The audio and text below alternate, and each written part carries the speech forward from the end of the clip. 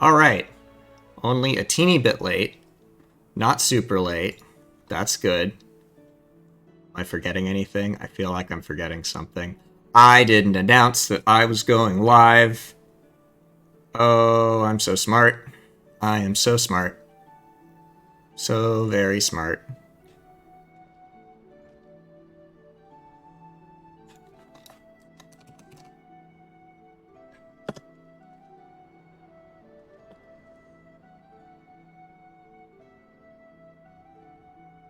So very smart. Remembering to do my announcement after I'm already streaming.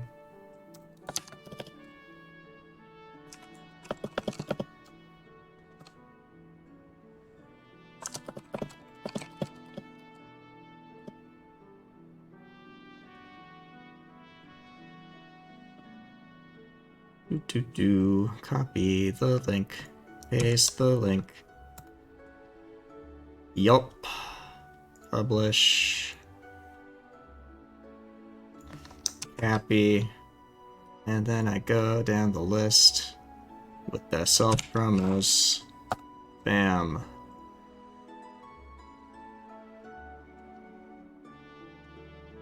Promote thyself. That.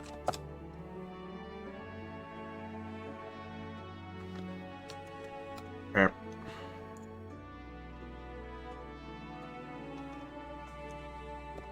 Burp.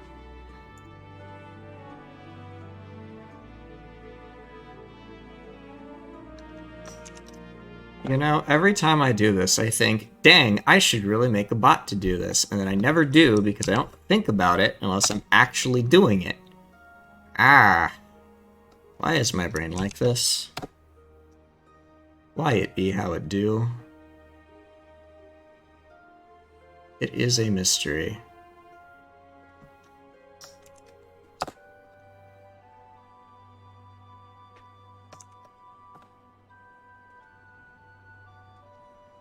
Gotta all the things.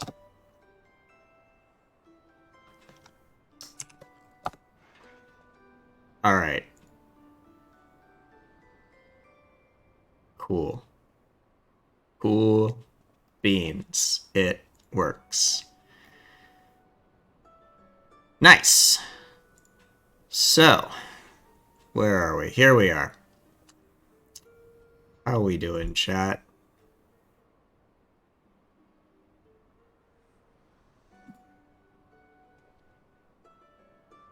We doing good?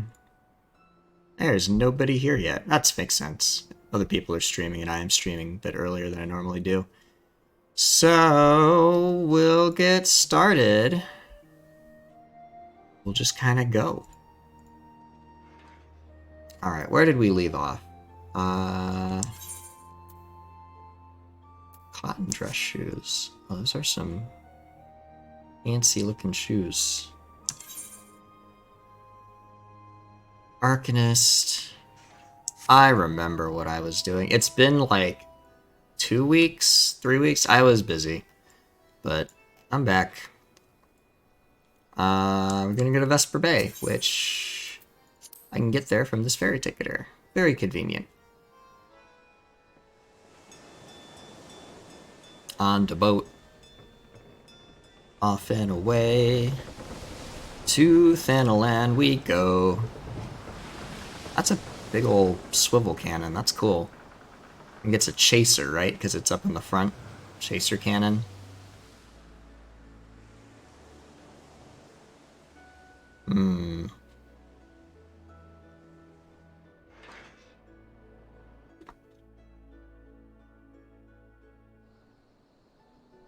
Alright, what do we got here?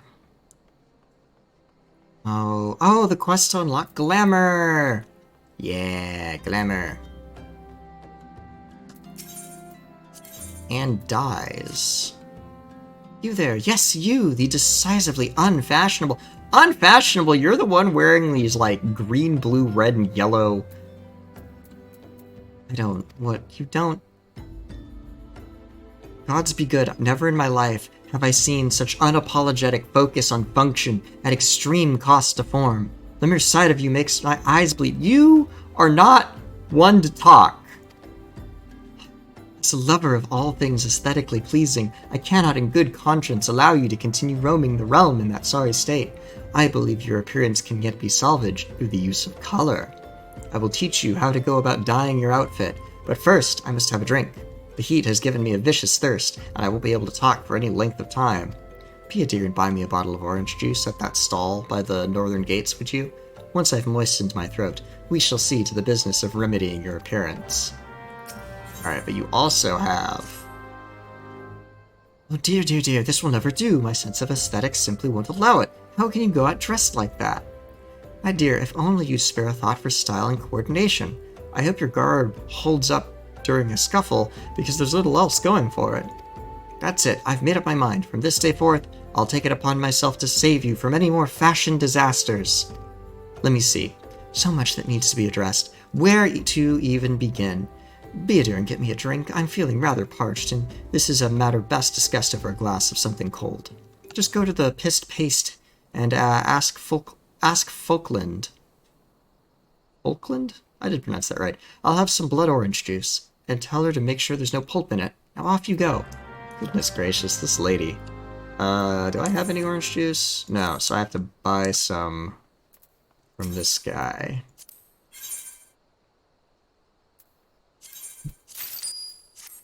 But also...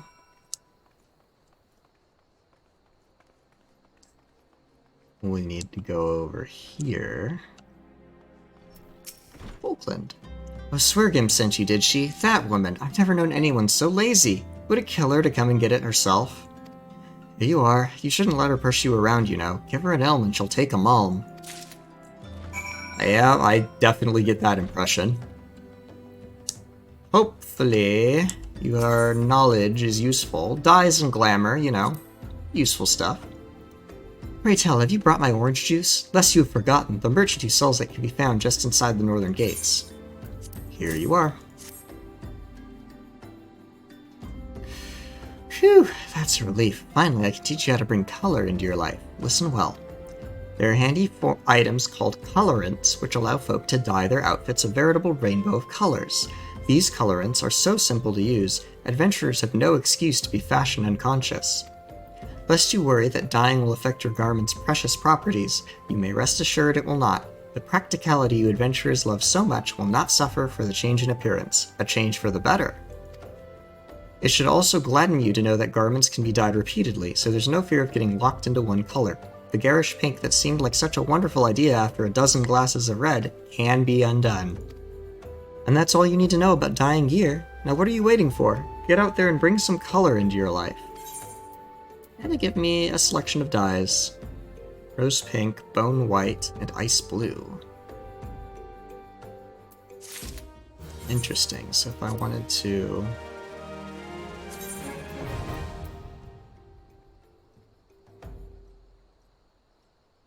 Oh, hold on. There we go. Is there a way to like... Oh, I can't dye that because it doesn't have a little... But I could dye the boots.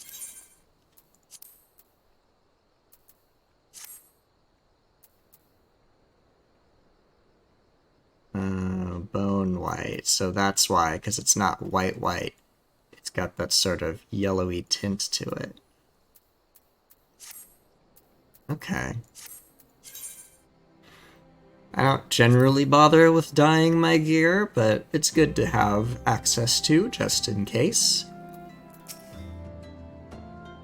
So how's that drink coming along? Here's your blood orange juice, ma'am. Oh, delicious! Nothing better on a hot day. Some say I have expensive tastes, but life's too short to settle for second best. Of course, this extends to my choice of wardrobe, too. Now that I'm feeling refreshed, shall we get started? Do you know, dear, you'd look a lot less drab if you knew how to apply glamours. What's a glamour, you ask? Well, they use a glamour prism as a catalyst to project the image of one item onto another. It's just an illusion, mind, but very convincing. This means the original object stays essentially the same, it just takes on a new appearance, that's all. Remember, if you fancy a change, you don't have to stick with the same glamour. Just apply another one on top, or use a glamour dispeller to return the object to normal. Why sacrifice style? or such humdrum trifles as durability or protection from bodily harm. Limitless possibilities for self-expression are just a couple of glamours away. Go ahead, give it a try, and do make it quick, dear, for my sake. I'm finding your uninspired attire more and more offensive with each passing moment. Glamour, and glamour plates, which let you set like a bunch of things, and then you can just sort of, you set up like a template, and you just kind of stamp it onto your whole gear, which is pretty nice. If you have a particular combination of outfits that you like. You can only swap glamour plates in cities, I think.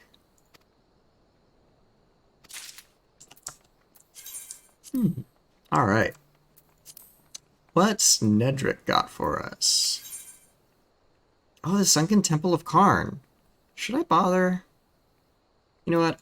I don't think I need to bother with that dungeon. There's a lot of random side dungeons you can do, and I don't think I'm going to do all of them. I might do some, but I think it's going to be mostly the main story quest plus some side content that I think has good story.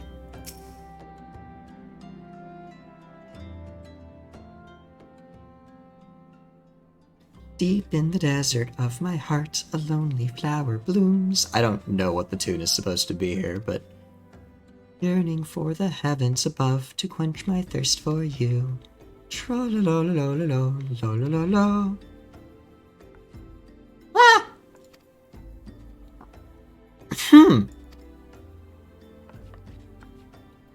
I would thank you not to sneak up on me like that. Now please be advised that this is private property. Unless you have pertinent business here, I must ask you to... Well, yeah, I'm here, looking for the signs of the 7th Dawn on the behest of Y'shtola. You're at the behest of Y'shtola? My sincerest apologies. May I please have your name?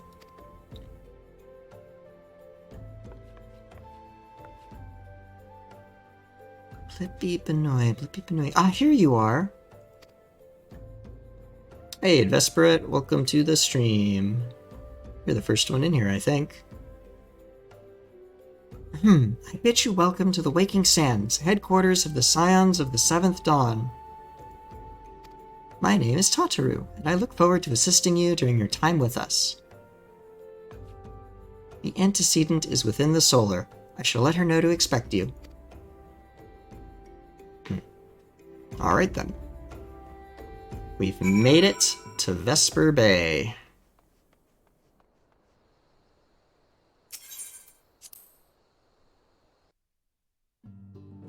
It's 7 a.m. in Korea. Just waking up, starting the day.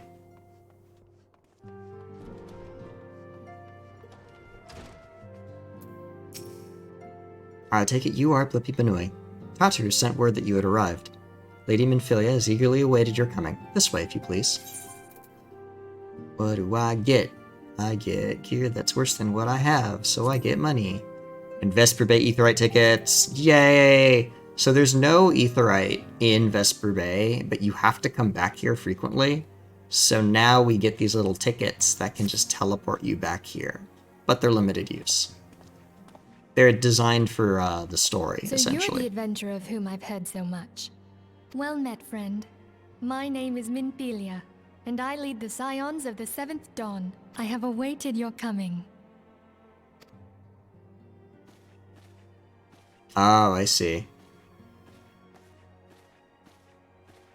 Please, be at ease. You are among friends here. Hopefully the Wi-Fi is working well enough.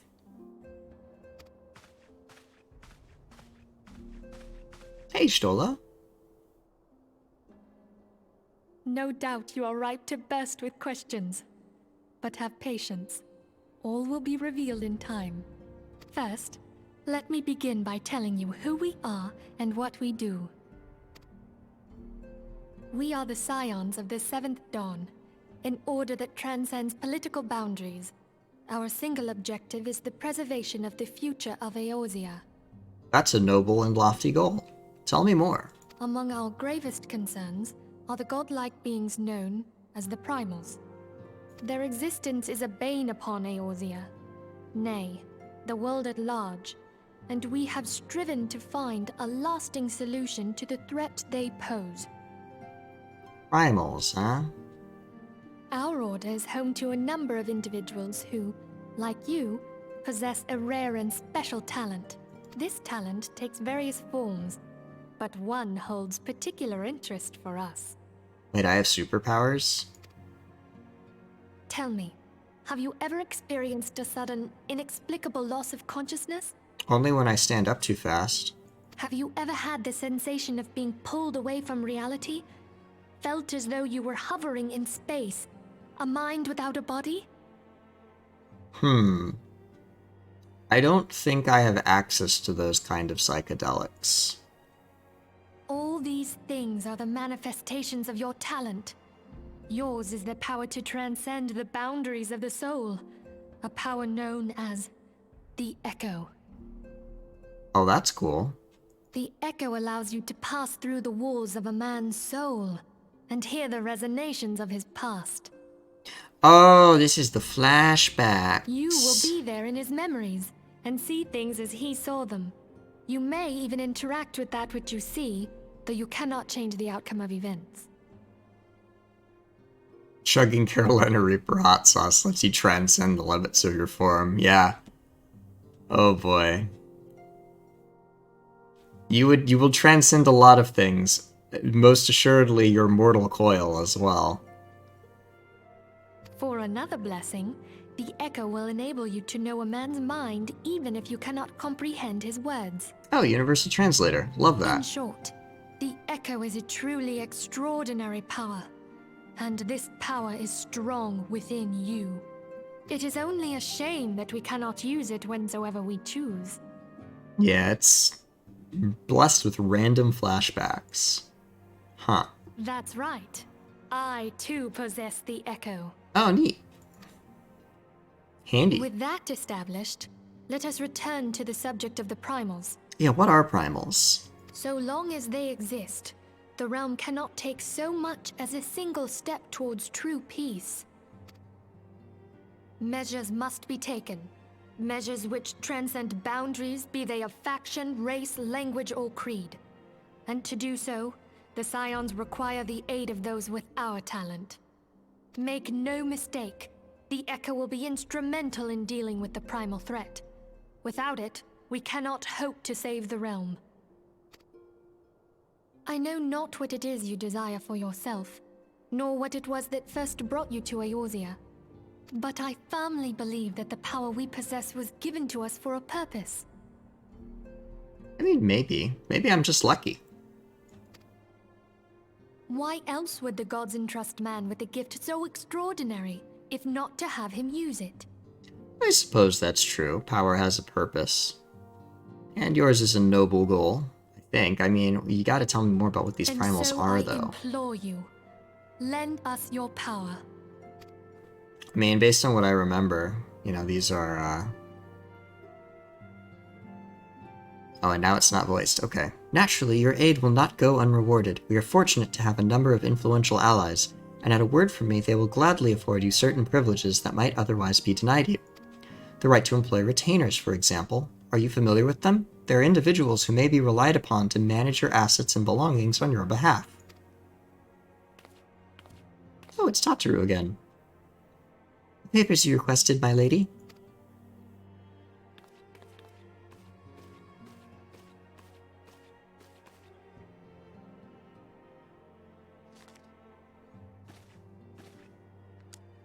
What is going on here?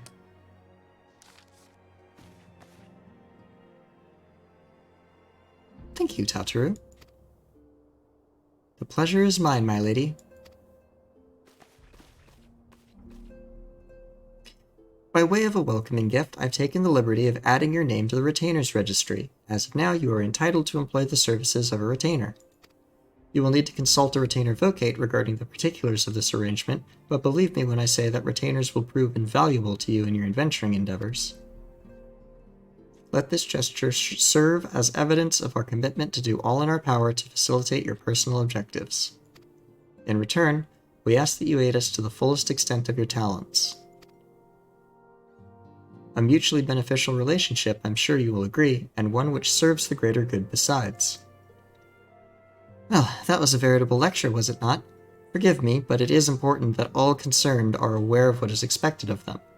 Now you know our purpose and what we can offer you. I invite you to consider joining us. When you have come to a decision, you may tell me without fear of censure. In good faith, I shall entrust you with our order's password, which our members use to reach one another when afield. It is Wild Rose. Pray keep it safe. Alright. So retainers are nice because A, it's extra like inventory space. It's sort of like a vault because they can hold a bunch of stuff. You can also use them to sell stuff on the auction house and send them on little missions to get crafting materials and things for you.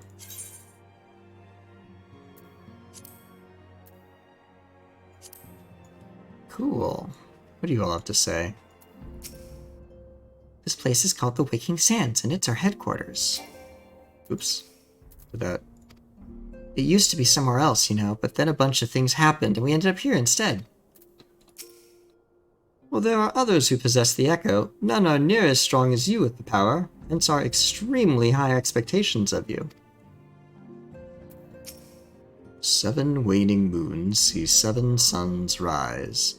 Divine order royals, fallen corpses writhe. Thus the divine chronicles seek to warn us once more. The meaning of these words now shines clear. They evoke the dire circumstance of this imperiled age. The realm doth shudder and twist, and the dawn lieth cowering neath the stifling blanket of night, and we abide. We await the coming of the unborn era's seed, the light which shall pierce the glowering darkness. Arianje, you are a very cryptic dude, but that's cool. Stola! Our organization, the Scions of the Seventh Dawn, was formed through the union of 2 separate entities. The first was comprised of Sharlayan natives such as myself, and was called the Circle of Knowing. The second, made of individuals that share your rare gift, was known as the Path of the 12. The terrible events that ushered in the Seventh Umbral Era taught us that only together may we stand against the evil that seeks to consume us. Summoning a primal is no small feat. It requires a tremendous concentration of ether, which is why the beast tribes go to such lengths to obtain crystals. Once they manifest in physical form, their unquenchable thirst for ether only grows stronger. They would drink the land dry with nary a thought to the consequences. Considering their fearsome strength, it could be well within their ability to do so. It is for this reason we must do our utmost to oppose them. Alright, so that's why y'all are fighting primals. That's important. Okay. A worthy goal. We Scions have but one objective, to safeguard the future of Eorzea. Among our gravest concerns are the godlike beings known as the primals. Long have we striven to find a lasting solution to the threat they pose. I know not what it is you desire for yourself, nor what it was that first brought you to Eorzea, but I firmly believe that the power we possess was given to us for a purpose. Pray consider this when you give me your answer, Blippi. I will go whither the wild rose blooms. Alright. I take it you will help us. Wonderful! I knew you wouldn't let us down. But come, I would introduce you to your friends in the Order.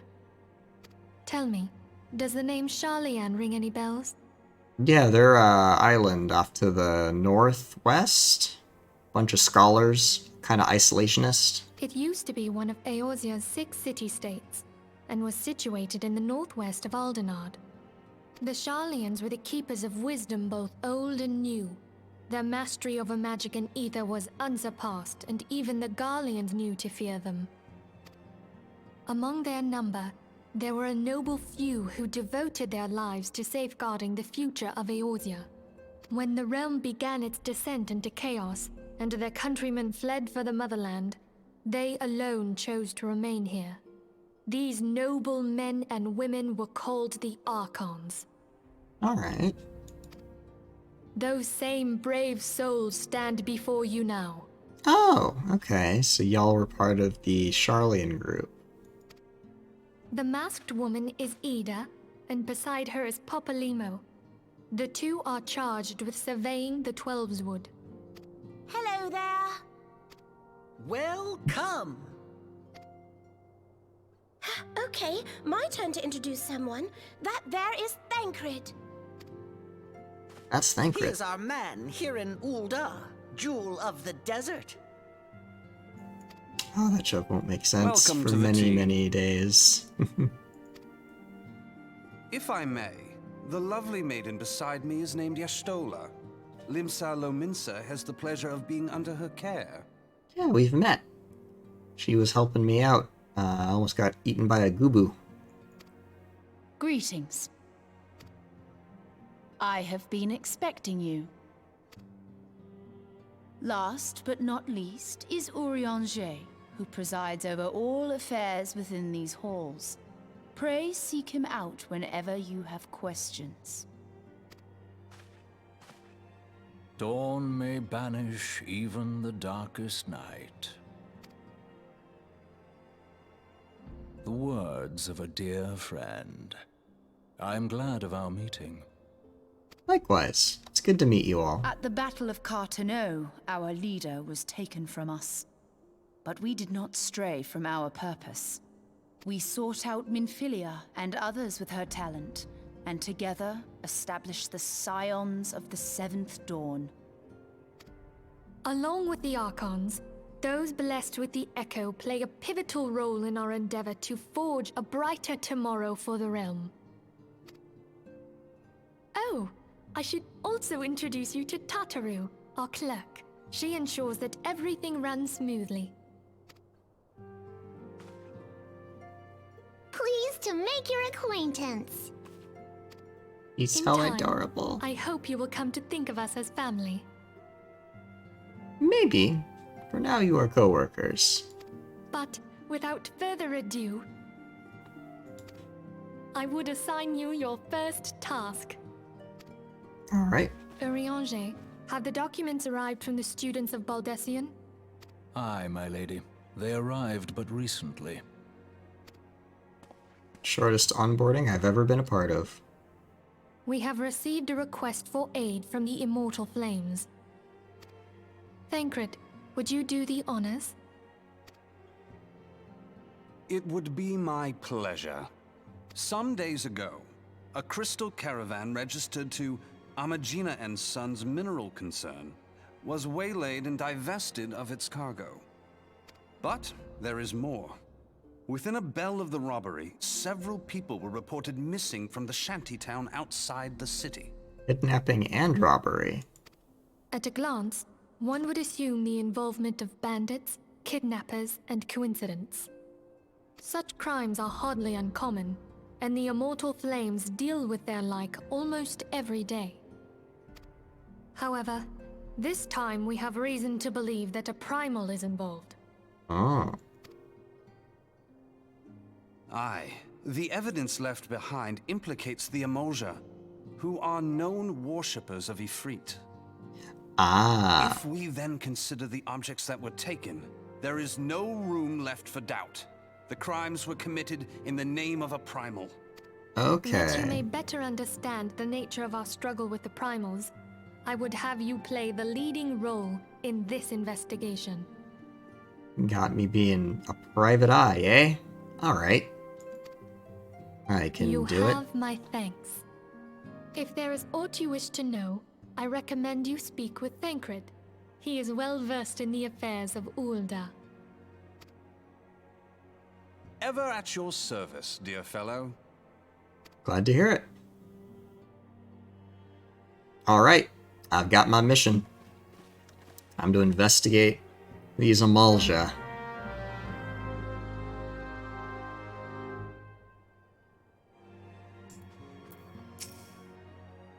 Ready to begin, are we? That's the spirit. So then, your mission is to investigate a crystal robbery and a spate of abductions. Crimes which we believe to be connected. Assuming we are correct, it is likely that any discoveries we make in relation to one will further our understanding of the other.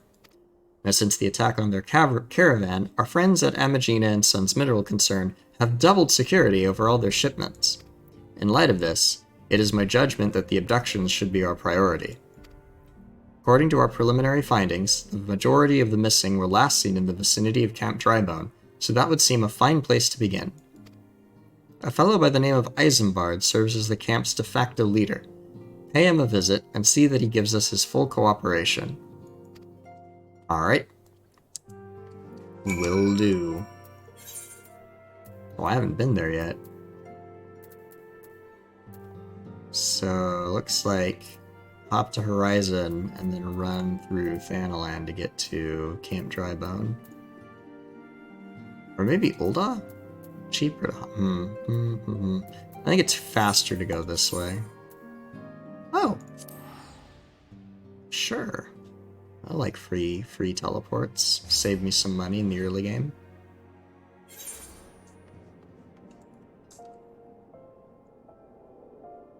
Gate of Nald is where I want to go. And we are off and away. I don't have a mount yet. Oh, I should summon my carbuncle before I forget. There we go. Kirby. Love the Kirby.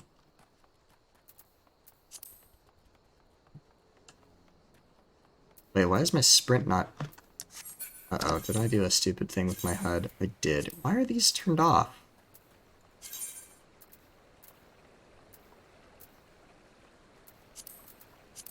There we go, that was weird. But it's fixed now. Alright, Blackbrush Station, I should go lick the crystal. So then I don't have to run back here again. And this is probably not the last time I'll be running around this area.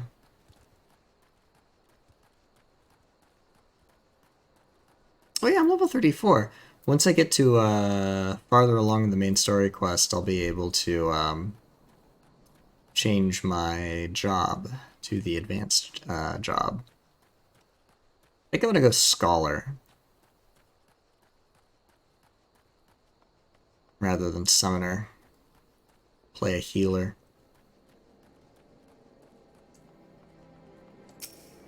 At least at first. Eventually I want to play Sage.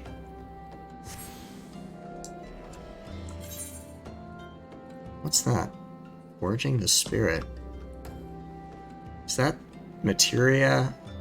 This is like the guy that teaches you how to do stuff with materia, so might be worth investigating. If I can be passively gaining materia, that would be ideal for later.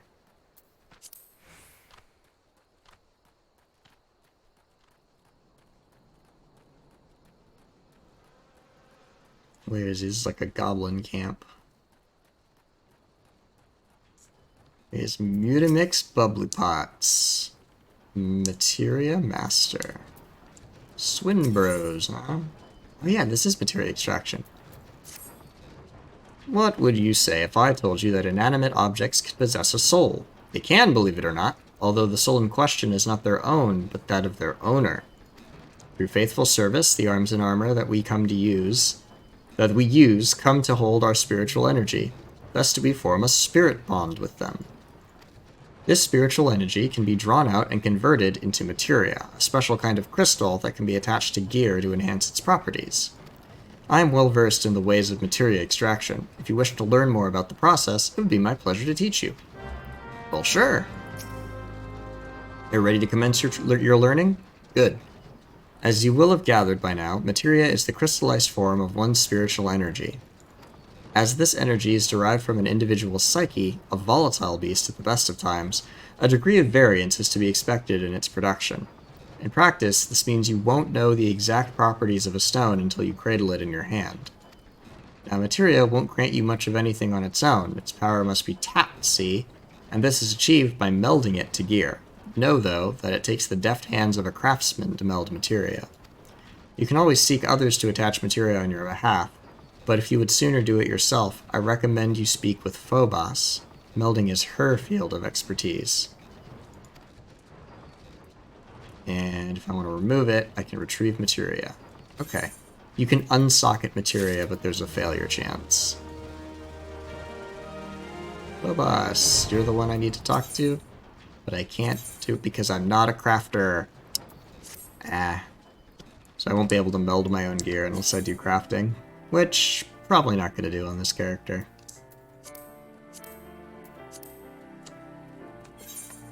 Well then, onward and forward.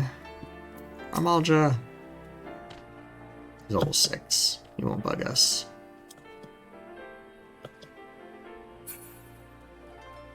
So we gotta head over to Eastern Thanalan to Camp Tribone.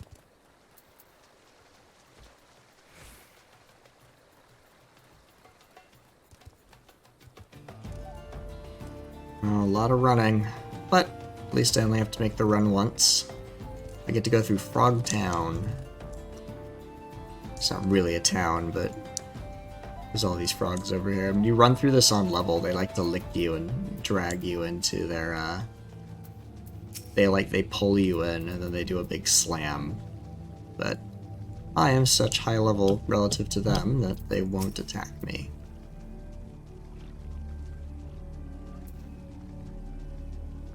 No good, Carbuncle is still there.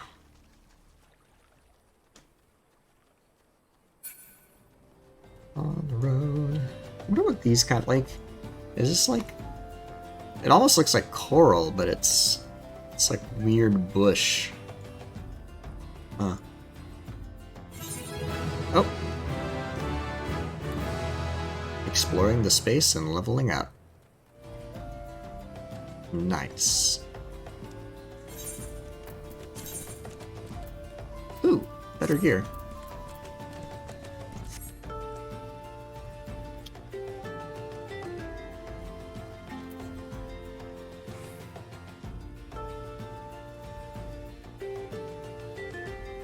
Alright, what do we got in here? We've got love quests I could unlock. Which, you know what? I think I'm actually going to skip the love quests here. So it's just main story quest time.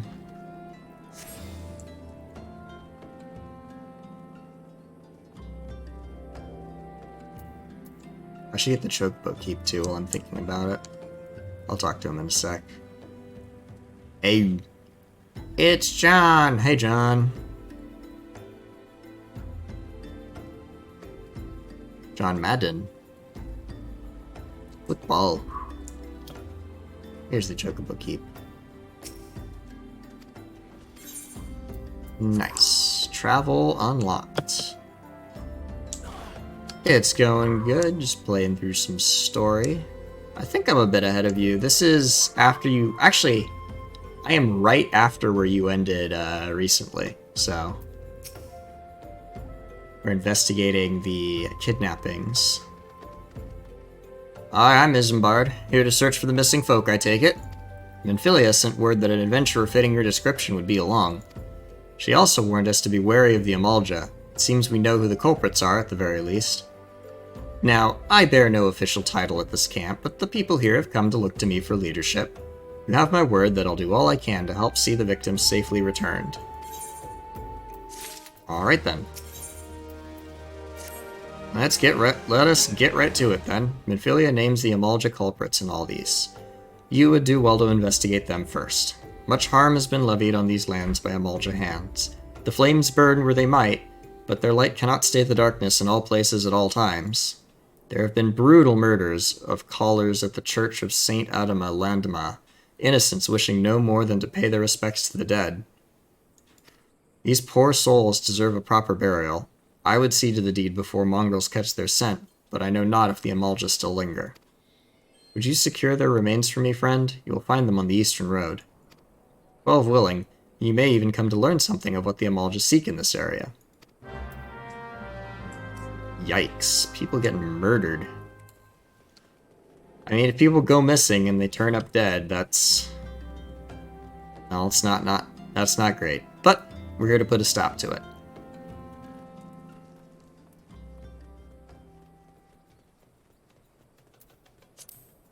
Oh, yep, there's the purple.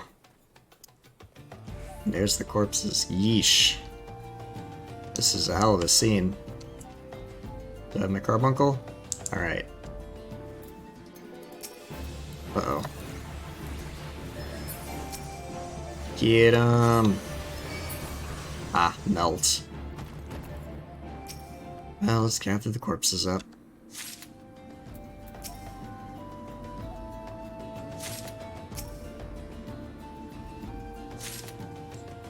Let's take him. That looks like the church up there.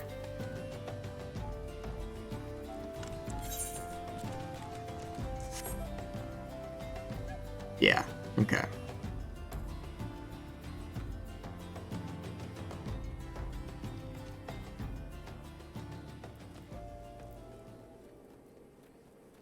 Ooh, yeah, this game, like, if you don't pay attention to the story, you know, it's easy to miss sort of the darker aspects of it. It's a very gritty world, but also a very hopeful world.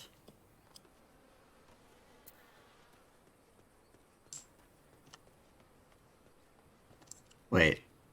Oh, I'm not supposed to go here yet. I'm supposed to go bring the corpses to Ilsambard. Whoops.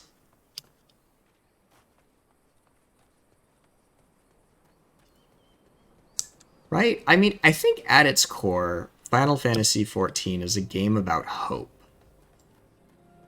And the power it has. Because, like, as long as you don't give up, as long as you keep struggling and trying, you know, you haven't lost yet.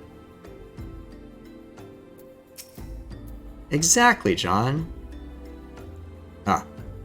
It is good to see you returned. Were you able to secure the remains of our fallen? Here they are. With the bodies given back proper to the earth, the souls will find their way across to the other side. You've done a noble deed this day. I thank you. Now then, what of the Amulja? Did you see any? Surely such massive monstrosities as they cannot conceal their presence, much less take their quarry unawares. I did find 2 of them. Ah, so there were Amulja remaining after all. I feared as much. Their part in the Lowborn disappearing is all but confirmed. But I sense there is more to this than meets the eye. The occasional Amulja raiding party would not account for people going missing in these kinds of numbers. The total is too great, and the questions too many. It would not surprise me in the least to learn of another hand in this. But whose? Countless travelers pass through Drybone every day, and even if it were one among them, how would we best discover who may be implicit in these vanishings? Let's say we turn an eye to the common folk themselves. It may be among them that we find the reasons for these vanishings. 'Twill forbid it be so. There's a merchant by the name of Ungust, who was born here in Drybone and grew up in the Golden Bazaar. A rough character, but he knows the people here better than anyone else. I'd wager he's at the inn, quaffing away the day's earnings. Here, I'll write a note for you to show him, else he's not like to speak to you. Alright, let's meet this Ungust.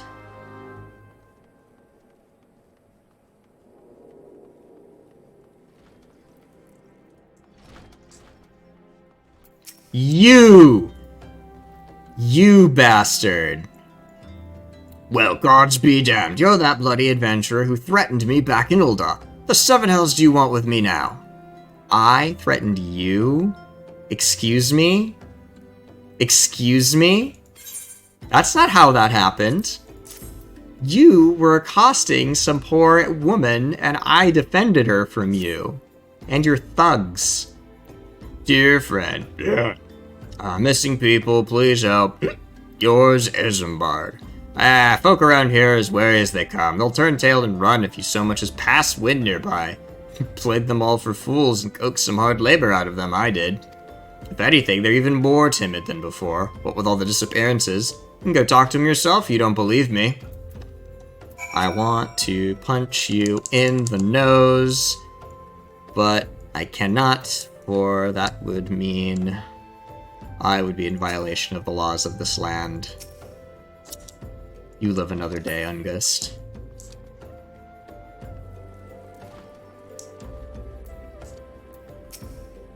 Please, sir, just leave me be.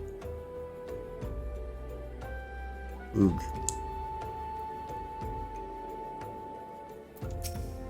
I've nothing to say but this. They'll take who or whatever's been feeding off us slowfolk.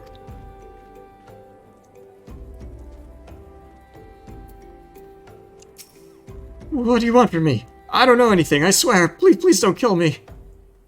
Dude. Oh, man. Yeah, these people are, beaten down.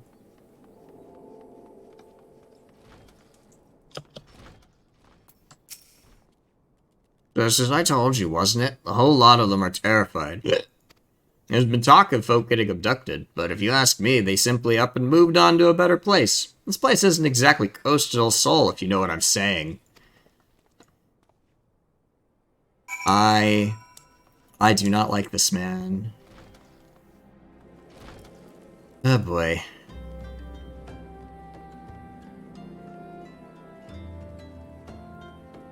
Well, I didn't really learn much other than everybody is scared to death.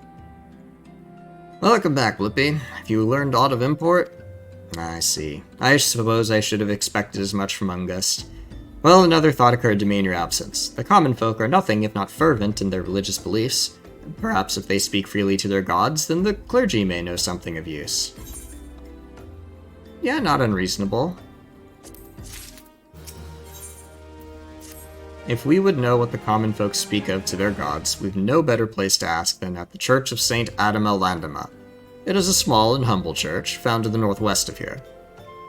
And so long as you are headed there, might I ask you to deliver this embalmed corpse? A morbid request, I grant you, but it must be borne to burial, and I trust none more than you to see it done. Seek out a man named Marks. He tends the graves of the Lich Yard. He will tell you where the body is to be interred. Alright then.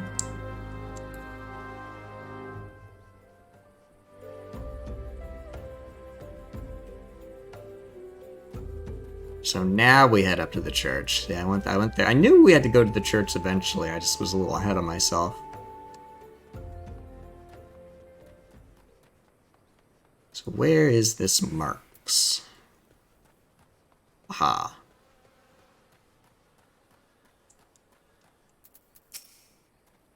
I'm Marks, yes. A body, of course. There have been so many bodies of late.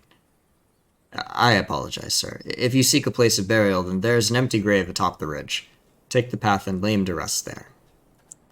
Thank you, sir.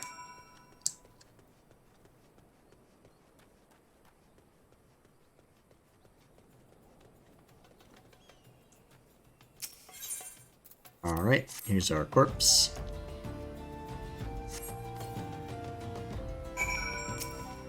And let's give him a burial.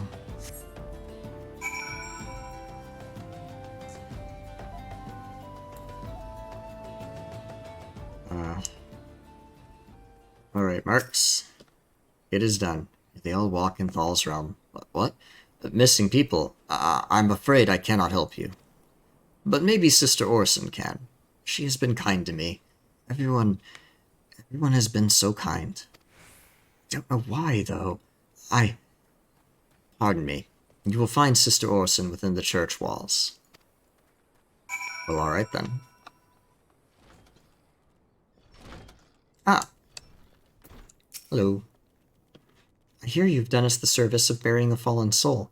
Please accept our gratitude, and extend it to Isambard when you next see him.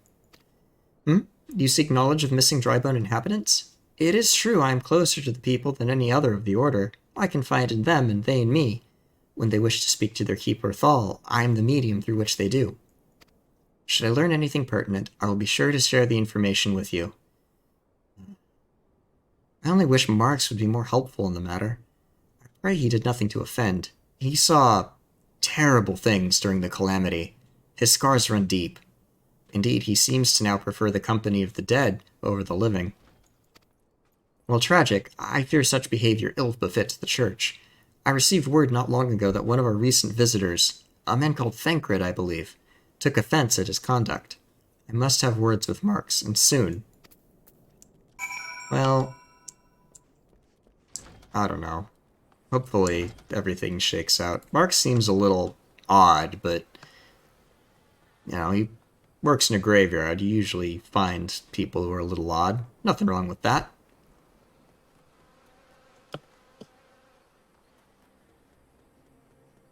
You need good people to look after the dead. And Mark seems like a fine person to do it. Isambard. Still no news. Thank you, Blippi. A burial is no easy thing, even when the departed is a stranger. Were you able to learn aught of the missing common folk? Not as much as I'd like. In fact, nothing, really. You've been keeping yourself rather busy of late, haven't you, Blippi? Oh, hey, Thancred. A pleasure, my dear Isambard. The name is Thancred, and I share a passion with you and our mutual friend here for learning what has become of these missing persons and why. I too spoke with Ungust, more times than I care to count. There seems to be some truth to this notion of the common folks speaking their secrets only to those in service to the gods. Prostration, prayer, penance, abject deeds done behind closed doors, away from prying eyes. Who better to take the pious unawares than she who takes confession, the good sister Orison herself?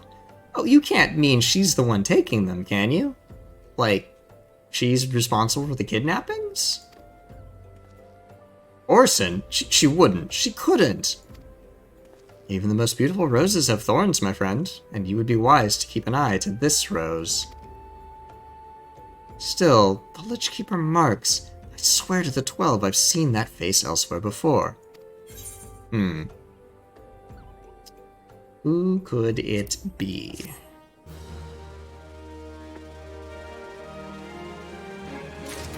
I'm sure all will be made clear in time.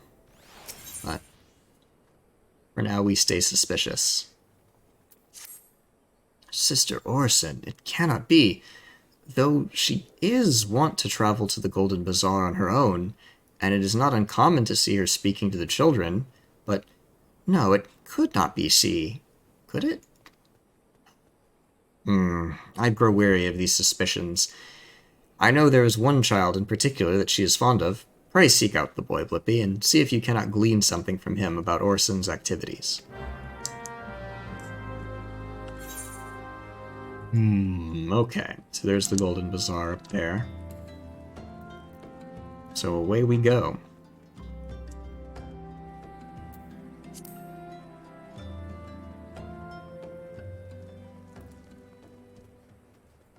I hope it's not Sister Orison. She seemed nice. But then, you never really know. Do I still have Carbuncle? I do. I always forget if my Carbuncle is summoned, and so I have to look.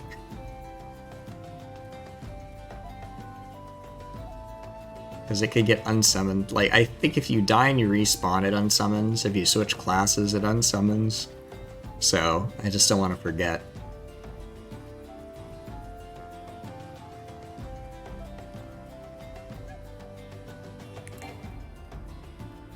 Ooh, look at this view. Nice little plateau over there. Little canyon. It's nice. There's a good little vista. Ooh, wow, that goes down a ways. How high up are we? Thought we were like close to... No, I guess we have gone up, huh? Because this is inland. So yeah, that's Ul'dah way over there. Okay, so this must be inland a bit, yeah. Okay, that tracks. Ah, the Golden Bazaar. There's the Silver Bazaar also, but it's down over here in Western Thanalan. That one's on the coast. Oh, always get the Chocobo Keep.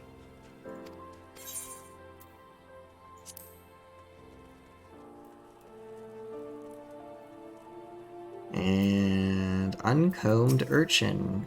Children. Hello, children. Please help. Sister Orison went out on her own and hasn't come back. She always reads to me right here about Thal and the Order and the other side. I told her I lost my shiny thing and she went looking for it. But what if the monsters outside heard her? Please find her. Well, whatever she's doing, if she's in danger, we'll help, and if she's the cause, well, it will not end well for her, but... Oh, there she is. But I sense danger. Uh-oh.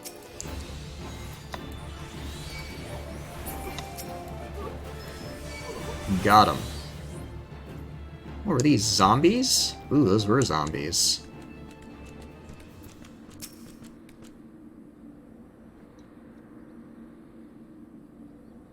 What are zombies doing over here? You were the one from the church. Thank goodness you arrived when you did. It seems my gratitude is yours yet again. You spoke with the child? Yes, well, I was able to find his lost trinket. It is a ring given him by his mother before she passed. I will see it safely back to him. Okay, you're level 70. Why are you just now doing this quest? How did you get the level? Did you level skip? I bet you level skipped. Ah. Oh well. Miss out on all the fun leveling. At least you're going back and doing the story. That's something. These imps... No, I'm level 35. These imps won't attack me. I am simply too cool.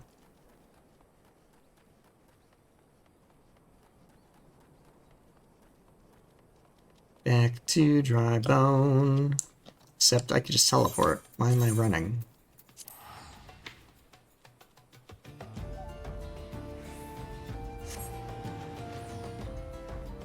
Alright.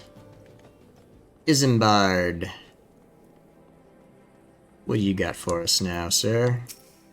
Sister Orson was attacked outside the Golden Bazaar. Gods forfend.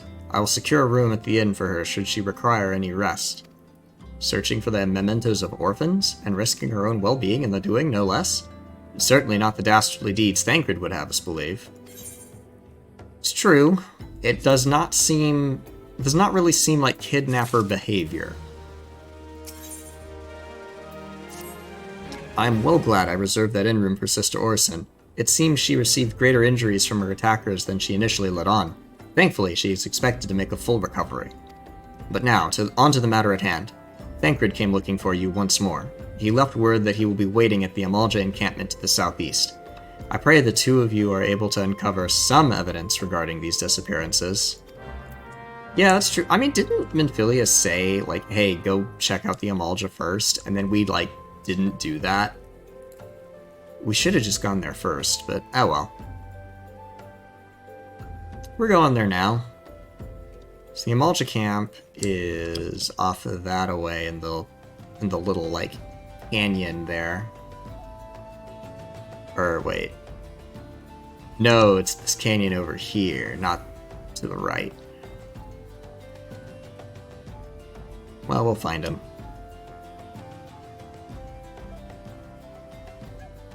Ooh, what?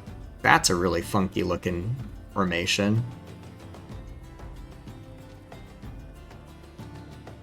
What even is it? Is that the burning wall way back?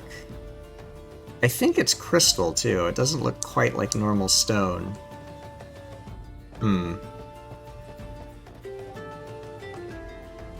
Weird. Oh, I ran past him. Hey, Thancred. How's it going? Oh, there you are, Blippi. So good of you to come. Indeed, I've heard all about good Sister Orson. Isambard said her wounds were serious. It would seem my suspicions about the poor Rose were misplaced. But, false though they were, perhaps my suspicions were not entirely without merit. Whilst following Sister Orson near the Golden Bazaar, a band of Amalja caught my eye. I tracked them as far as this encampment, but, well, let us say that I would much prefer to keep my distance and remain here. This, of course, brings me to why I requested you, my dear Blippi. Would you be so kind as to take a look inside? Oh, you're gonna have me do the fighty work. Alright, that makes sense. Knock knock, it's me, ya boy.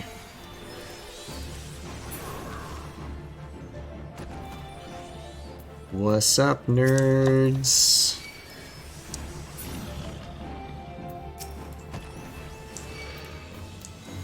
I should probably kill him. Oh, no, it didn't. That one will. Weird leaflet? What's this? Can I actually look at it in my inventory? A strange slip of parchment found at the Amalja encampment in eastern Panalan. Weird.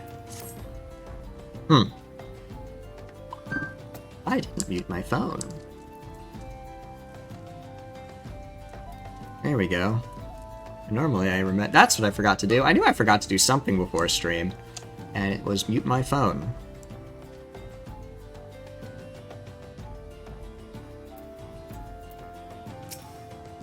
Well, did anything tickle your fancy? Just this leaflet.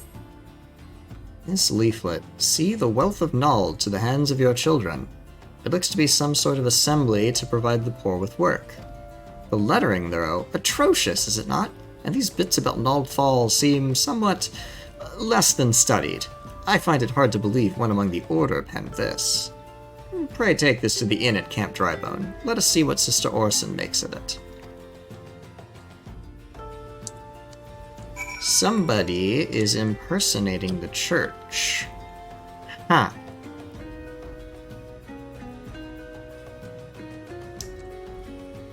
Oh, there's the Reaper. Yeah, they're on a quest ahead of me. I recognize what they're doing. They are Newman.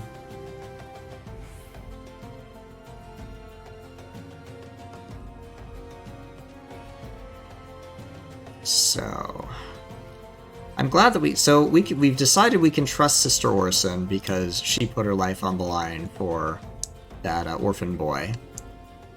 So, we're gonna see if she knows what's up. She probably would not lie to us about this. Where is she, though? Oh, you're in here. My savior comes again. To what do I owe the honor this day? Can you take a look at this? Tell me what you think of it. What is this? Blasphemous! These are not our teachings at all. This was not made by any true brother or sister of the Order. Of that I can assure you. Come to think of it, weeks ago the church was plagued by missing garments. Could someone be posing as a priest of the Order to deceive the people? Yeah, I know, John. Where I started today was pretty much right where you left off, last night. Alright, Thancred. We've got to find the imposter. Plot thickens, Blippi. Our culprit pretends to be a priest to lend credence to his deception. There's no doubt an irony in there somewhere. But I suspect we have a worthy adversary on our hands. I shall consider how best to handle this. For now, tell Isambard that what we have learned here. Alright.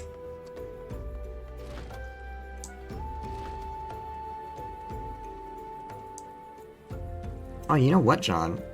I'm not on the same data center as you, but I know that there's a bit of group content coming up. If you're logged in, I might data center travel over to you, and then we can both do it at the same time. But we shall see. If not, that's totally cool. Posing as a priest, to think. These troubling notions aside, it is gratifying to finally be able to move this investigation forward. Thank you once again, Blippi. I shall keep my ears and eyes open, now more than ever. Alright, if you're online, I think what I will do then is data center travel when I get to the group content part.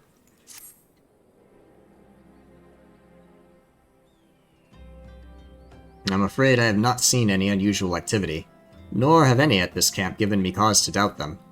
But unless we can identify the culprit, and soon, more innocents will fall victim. Do not despair just yet, my friend. An idea occurs to me. Our suspect has been posing as a priest, using leaflets bearing false promises to lure the poor. Let Blippi and me serve like by posing as impoverished souls in need of succor. Ah, I dare to hope that this will yield us the answers we seek. It will be a dangerous undertaking, but you two are more than capable of looking after yourselves. I'm next to useless in battle, but I can supply the garments for the disguise. These old tunics and slops should serve your needs, so long as you don't mind the smell and the stains. These will serve very well. You have my thanks. Listen, Blippi. So as to lay the foundation for our little ploy, we must make it widely known that more vagrants have arrived at camp and are desperate for coin. To this end, I want you to don the garments Isambard has lent us and beg for work around the camp. Before long, the false priest should catch wind and approach us. Sounds like a reasonable plan. I'm to imposter the imposter. So I need to equip this and this. And now I look like a proper beggar. My shoes are a little too nice though, but hopefully nobody will notice that. Hey there, is there any work for me? You are? Another refugee by the looks of you. The immortal flames have neither work nor coin for your like. Begone, and see to it you don't make a nuisance of yourself. Yeesh, harsh.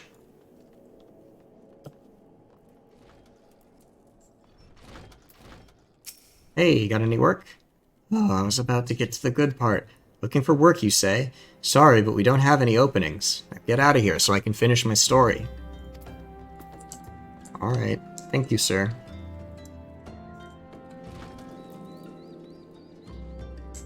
Hi, do you have any work for me? Ah, I preach the teasings of Azema, the warden. Hast thou come to partake of the honey of her wisdom? Azema is the keeper of the sun and goddess of inquiry. All is laid bare beneath the light of her divine countenance. Open thy heart to this light-needy child, and thou shalt want for naught till the end of days. Well, okay, this guy's a preacher, but he's not preaching Nald Fall, so probably isn't the guy that we're looking for. Oh, this is a shop. Hey, are you hiring? Greetings, good sir. Is there aught I might assist you with? Oh, I don't believe there is. I'm afraid our wares are very expensive. Mayhap you should rejoin your fellows out at the pond north of Sandgate. Where's that?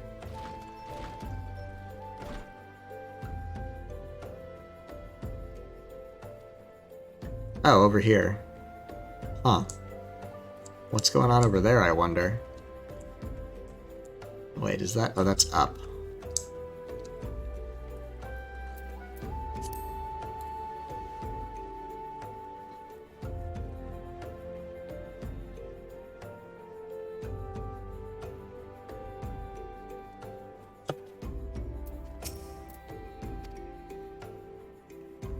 Oh god, it's not again.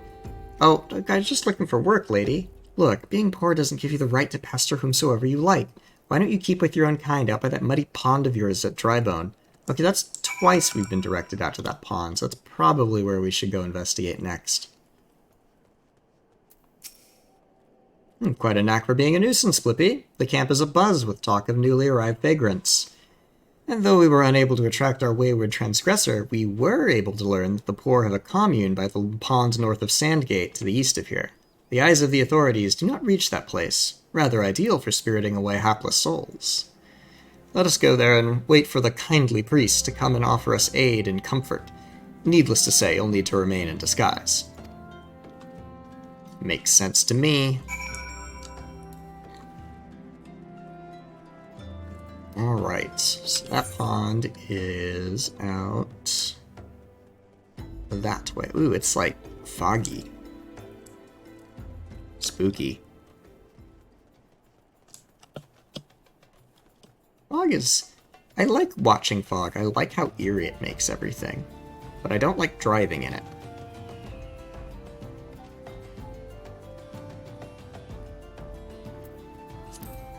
I like the visual effect of fog, but I do not like the concealment it provides. Alas, the two go hand in hand.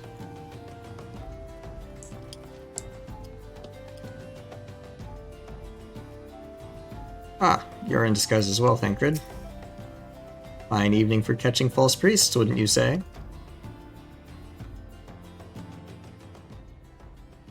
You look absolutely smashing, Blippi. Positively dressed for deception. All that's left then is to wait for our quarry to appear.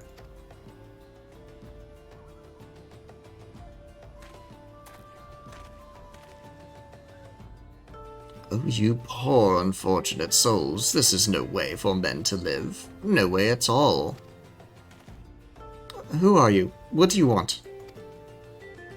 Be at ease, child. For I mean you no harm. I am a priest of the Order of Naldthal, and I come to offer you succor. This leaflet bears the teachings of Nald. Trust to them, and they will surely set you free from the shackles of penury.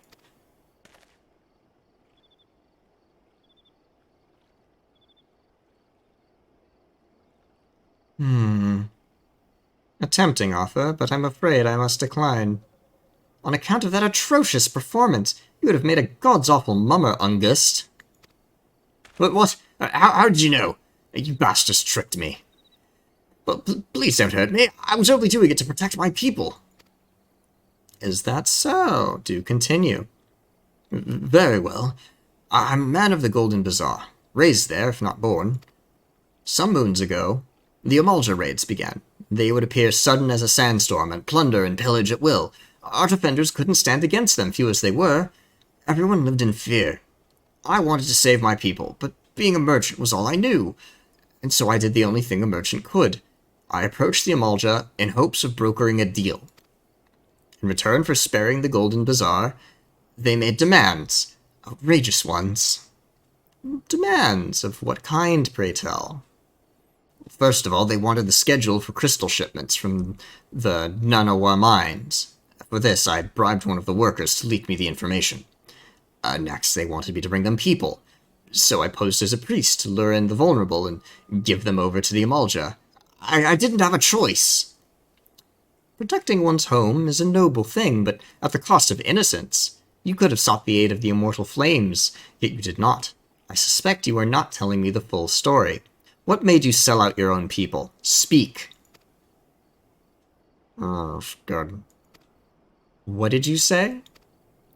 The coin was good, I said. I could sell mole meat for a score of lifetimes and not even see a fraction of what the Amalja pay me. You sacrificed innocence so that you could line your own pockets. Words fail to express the contempt I feel for you. Spare me your contempt. If you want to blame someone for the mess the world's in, then blame yourselves, or the gods. Not you again! You're not going anywhere, Ungust. Were you the one leaking the Immortal Flame's patrol routes to the enemy as well? Spit it out. No, I know nothing about that. I'd swear it. This stage, I'm rather disinclined to believe aught that leaves your mouth, but no matter. There'll be time enough to learn the truth. Oh. Well, you're just sad you got caught. Shouldn't have sold out innocence. Shouldn't have sold out your people. I mean, you're a right awful human being, but... Ugh. Just... ugh. Blippi, be a good man and take word of these developments to Minfilia, would you? I shall prize everything I can out of this filth. The abductees are still somewhere out there. Our foremost priority is to rescue them. Alright, back to the Waking Sands we go. Which means I am going to data center travel real quick, so that I can get over to where John is. Actually, John, if you want, I can hop in voice, and then we can coordinate. I don't know if you're in, Are you in my Discord? You are not in my Discord. Or wait, are you? I don't see you.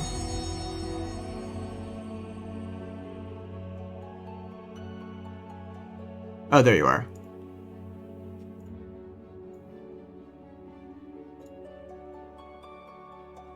There you go. I've made it so you should be able to... Or I can just do this. You've been yoinked. Ah, how dare you! I have been yoinked. Yoinkus plinkus. Alright. I am on my way over to Brynhildr. I'm actually just doing the dialogue that you just finished up, so... Perfect! We're perfectly in sync. I mean, of course, I didn't have to read everything out loud, so... Yeah, I know. I'm taking it slow through through the MSQ here. But it's a good time. I want to enjoy the story and let everyone else enjoy it along with me. Also, I want to fucking kill this guy. Like, he's getting off easy. I want to moiblerize him. Oh yeah, no, he's just... He is greasy, smelly bastard, man. We have to prove that he's guilty of the crime, and then he will be dealt with by the justice system. You know, vigilante justice doesn't help us here, unfortunately. Listen, you know, it works just fine if we bury him deep enough. But then we won't learn what he knows, and we need to stop the kidnappings at their source. That's why we torture him first. I don't know. I mean, he deserves it, but also, you know, we gotta make sure we're better than our foes. Yeah, we will be better than him. We'll be alive and he'll be dead. You know, does might make right? I don't know. I don't think it does. Well, but listen. I don't. The thing is that sometimes, in order to be right, you need to deliver somebody a couple of lefts. I'm just gonna put that out there. That is true. You do need strength to enforce your will, but listen, I am like going full chaotic good here. The idea of sometimes you just need to moiblerize a bastard. Is it the ethical thing? No. Is it the right thing? Maybe. I couldn't say. In this case, he has not. We don't need to kill him yet. Flag and I talking to each other, and we're basically it's the not now Ferb or not yet Ferb. Not yet Ferb, exactly. He's on thin ice, though. Oh, I should invite you to a party, huh? Oh, or not. I'm still in the middle of a cutscene. I need to invite you. That means I have to find you, John Boy. There you are. There. Oh no! You can accept that at your leisure. Now, who the fuck is this Blippy Bunny person? Oh, some loser. Yeah, sounds like.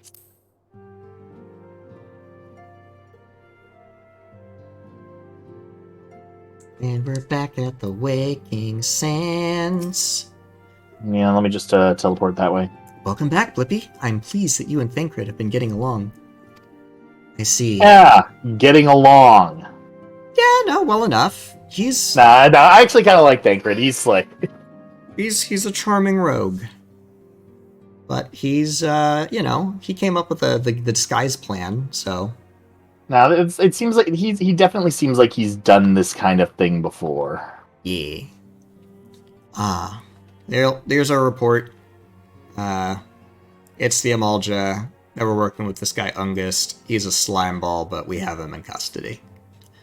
I see. Majahapit, Majapahit.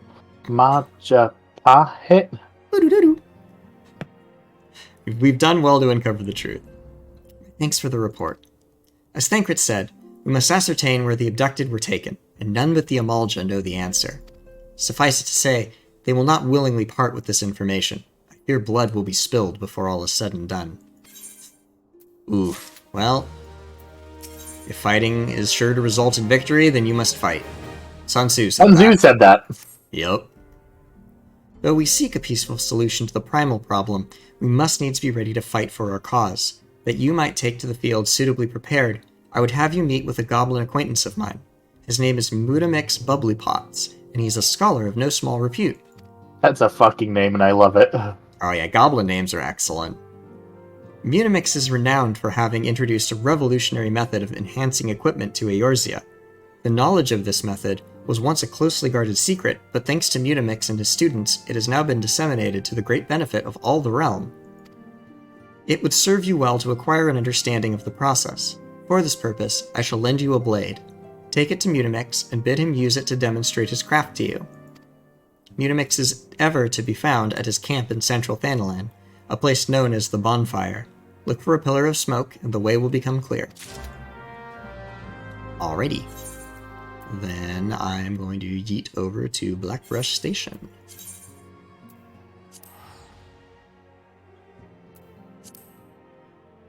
Zoop.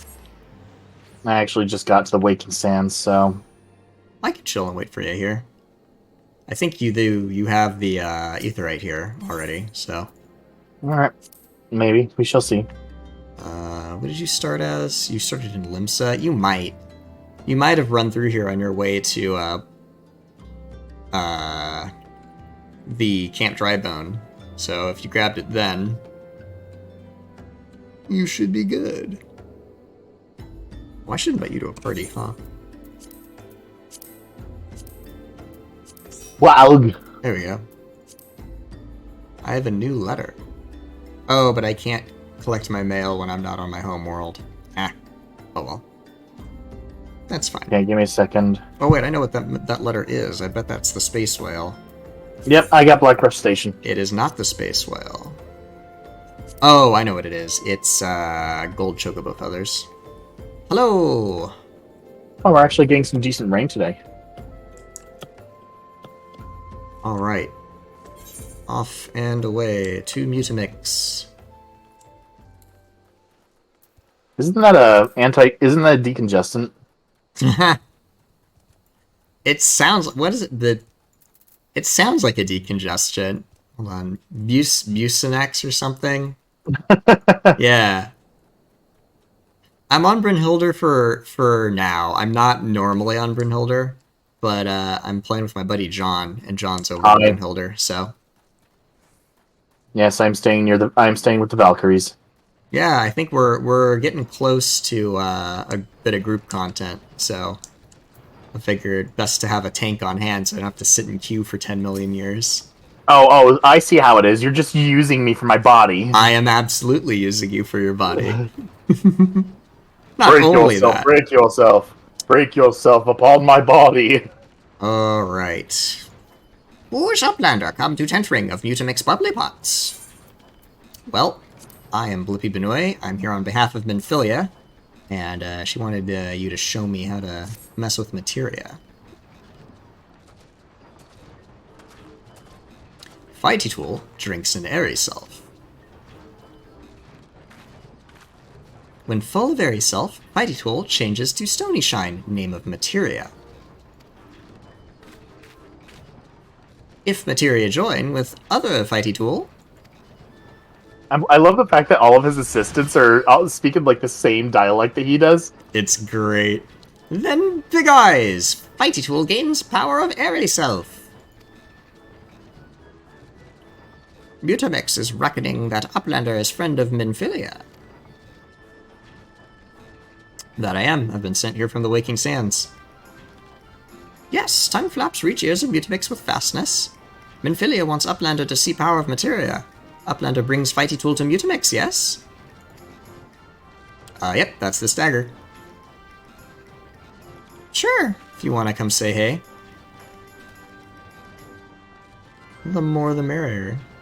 And if you know what we're about to go do, then you're welcome to stick around for that as well. Fighty Tool is unstrung as Eating Tool. Make good teacher show of power of materia.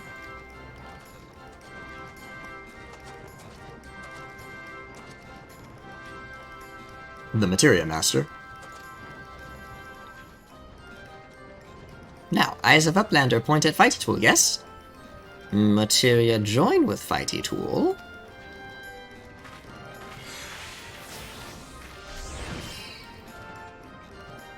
Fighty Tool gains power of materia. Fighty Tool reborn. Here, Uplander, take Fighty Tool to Minfilia. Materia, strictly speaking, is a kind of crystal. It's created by drawing out the etheric constituents from a piece of equipment and then crystallizing them. Not just any old equipment will serve, mind you, it must have sufficient spirit bond, that being a measure of how fully an item has been imbued with its owner's spirit. We are back. Mm-hmm. When you attach a piece of materia to gear, you imbue the host item with its power. That's how Master Mutamix turned that dagger of yours from summit as would have struggled to cut steak into a weapon worth wielding. Uplander wishes to be joiner of materia? Then Uplander best fill brain-cased with knowings of crafty making. With knowings of crafty making, Uplander can become joiner of materia. If Uplander wants brain case to rattle with knowings of materia, Uplander best trade tongue flaps with learny ones of Beautimix.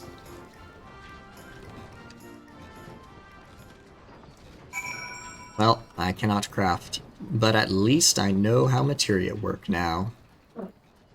Oh, back to Minfilia, which means back to Vesper Bay. Yeet.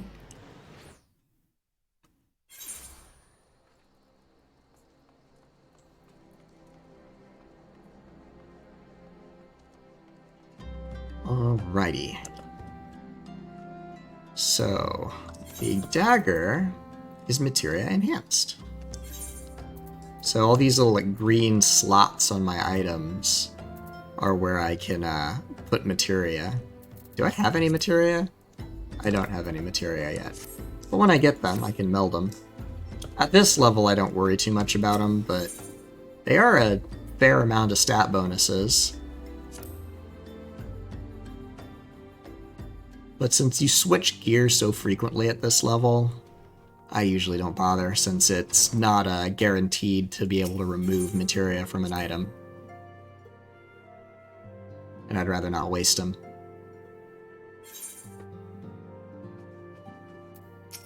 Hello, Minfilia. Welcome back, Blippi. I trust your visit to the bonfire proved fruitful. It did. Here is a materia enhanced dagger for you. Alright, I have returned. Welcome back. The potatoes scream in their hunger. True. What a remarkable difference one single piece of materia can make. Granted, the skills needed to manipulate the substance are not easily acquired, but one need only look upon the results to realize such efforts are worthwhile. As I'm sure you are aware, quality of one's equipment can be the difference between victory and defeat. Materia may well give you the edge you need, Blippi, so make it your ally. Now, it is time we discuss the matter of your next mission. Pray speak with me when you are ready to begin. Ooh, weapon. Level 18 weapon, is that better than... No, I have a level 30 weapon. No, that's definitely not better. Lord of the Inferno. Hello. That's what I call myself after I have a really bad night with Taco Bell. Oog. The Lord of the Inferno on his porcelain throne. Look, it's Baphomet. Oh, that's a good name. Why am I so messed up? It is simply how it be. Oh, word has arrived from Thancred concerning our ongoing investigation. It appears he was able to extract some information from our friend Ungust, the false priest. Thancred was doing the torture without us. But I wanted to use the red hot poker. Oh well. He revealed that he is due to meet with the Amalja to discuss their dealings. The Immortal Flames believe that the meeting will present an ideal opportunity to ambush and capture the Amalja responsible for the abductions, and so they mean to have Ungust attend as planned. Now see? He will be of use yet. Aww. As the Amalja are anticipated to offer fierce resistance, the Immortal Flames have requested our support. I would have you provide it to them, Blippi. Thancred is presently attending to another matter, but will join you as soon as he is able.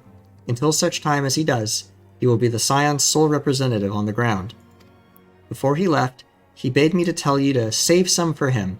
Such is his confidence in you, a confidence I share. When you have made ready, pray take yourself to Camp Drybone and report to the Flame Sergeant leading the mission. May you walk in the light of the crystal. Alright, back to Camp Drybone. Ooh, my headset is like messing with my head. Hold on. I need to adjust this.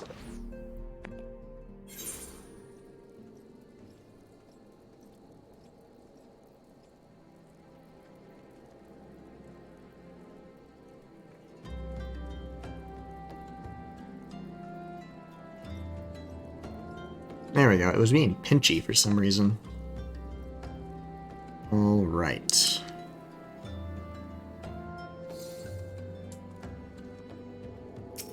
Oh, is this you, Rita Mexican?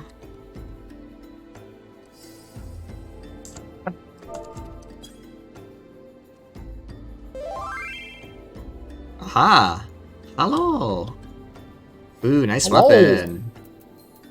Is that what I think it is? Ultimate. That comes... Is that Uwu that drops that one? That's the Uwu weapon. T, that's T, okay. Where are we? Very nice. I'm working on my main. I'm actually working through T right now. We're past Pepsi Man, but we haven't quite gotten through Limit Cut yet. Soon. Yeah. All right, where do we go next? It's in here, right? And I think there's a solo instance coming up, so we might actually have to drop group, but Aug. that's okay. I can't believe we've done this. Ah, you're Blippy Benoy of the Scions. My thanks for coming, friend. We're stronger for your assistance. Allow me to brief you on our mission. Our objective is to capture Amalja and prize from them the whereabouts of the abductees. The Lizardmen aren't aware that their man Ungust has been exposed. When they come to the rendezvous point to meet the traitor, we'll spring the trap. Owing to the clandestine nature of the mission, we can deploy only a small contingent. Every member must count, and so we requested the aid of the Scions. The rendezvous will take place at the Invisible City.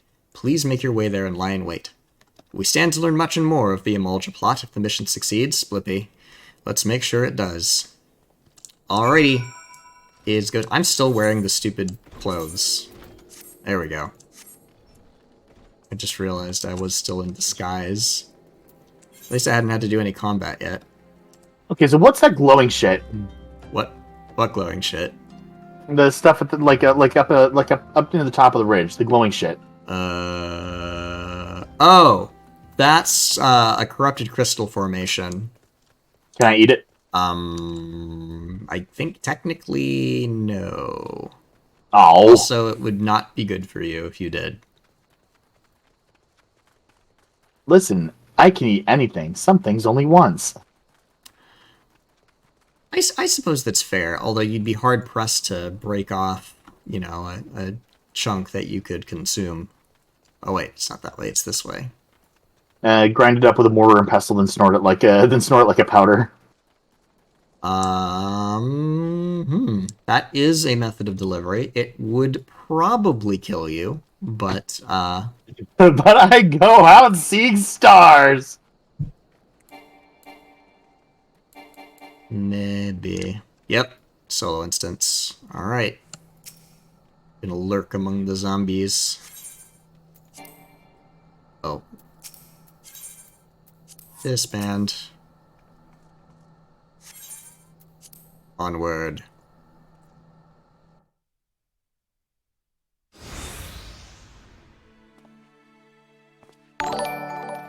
Star! Welcome. Did you successfully... 5 stars for the Uber. Oh, thank you! Did you successfully defend your lawn from the zombies? Or did they eat your brains again? Not my cabbages. Oh, we're about to ambush some Amalja that have been kidnapping townsfolk. So, this is the prelude to that. Is the bait in place? Our man is in position, sir. Oh, you beat the game. Nice. Good. We make our move as soon as the Amalja appear. Yes, sir. Alright. The cleavage so low? I don't know. It's a Final Fantasy game. You got anime. Alright, there's the Amalja. Get ambushed, nerds. Are we getting fucking counter ambushed here? We might be getting counter ambushed. Something's off.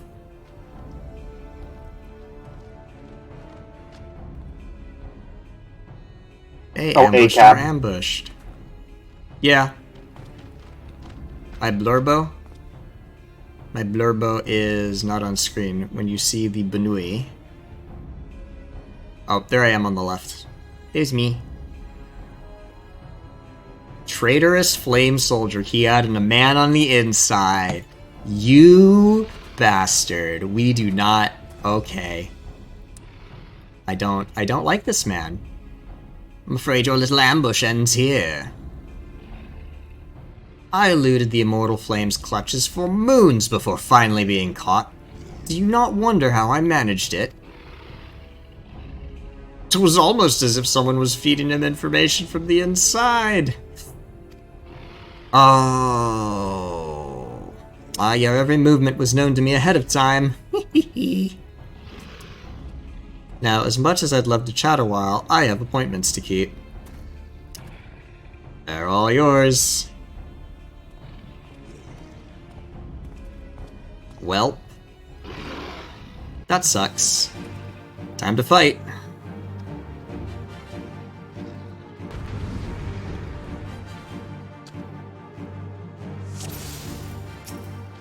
Do I have my... I need my carbuncle.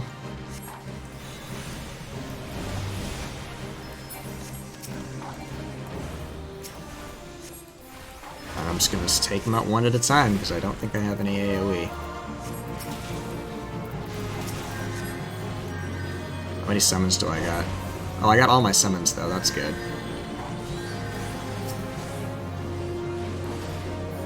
Bam. Bam. Bam. There's a lot of them, but I'm sure we can prevail.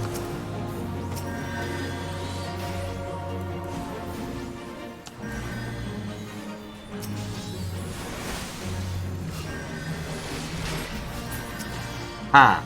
It's just you now. We're gonna win. Oh, that's a lot of enemies.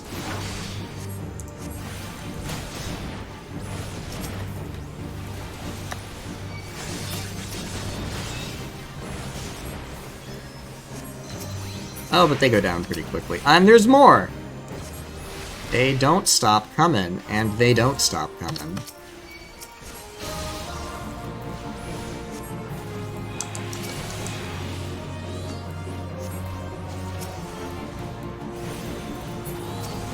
But, just gotta keep hitting them until they drop. Get them eventually. Bam. Bam. Bam. Alright, just you left. Get them.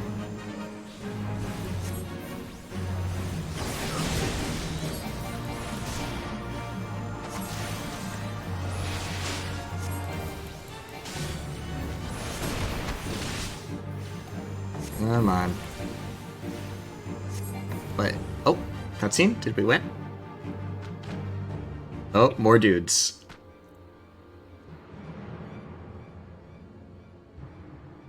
Oh.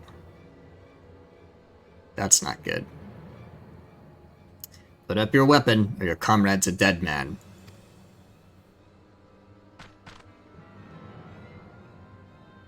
Behind you! What? Uh-oh.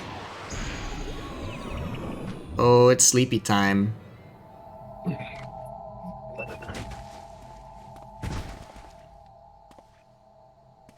Fuck you, Ungust.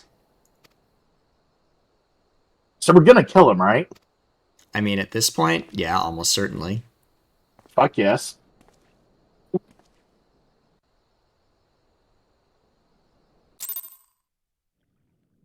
Well then. Hey, John. What's up? Welcome to the cave. Here. We'll need to group up for this next bit. Oh. And, Rito, if you want to join us, I should have thrown you an invite before. Hold on, wait. I might be able to... I'll figure it out in a sec. I hear the Amulja mean to give us to their god as an offering. If I must die, then let me die a soldier's death with steel in my hand. Oh. It's time to enter the Bowl of Embers and confront Ifrit. Well, let's see. Cannot locate a character with that name. You want me to get us started? Oh well, I can't invite you. Sorry, Rito. Shall we? Yeah, let's do it. Full of embers.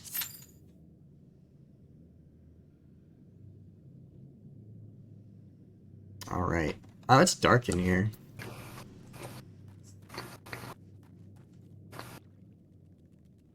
But yep. Well, chat, what do you think? It's a dire predicament we're in, but surely we will be able to overcome this. We've overcome all other challenges. This is the first, fate discovered nearby. What? I'm in southern Thanalan.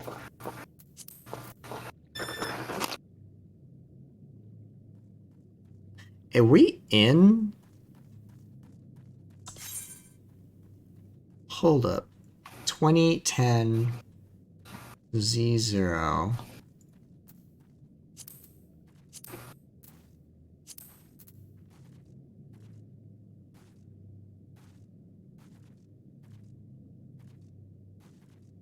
Huh. So we're actually up here. Near... Oh. We're just under the map. That's interesting.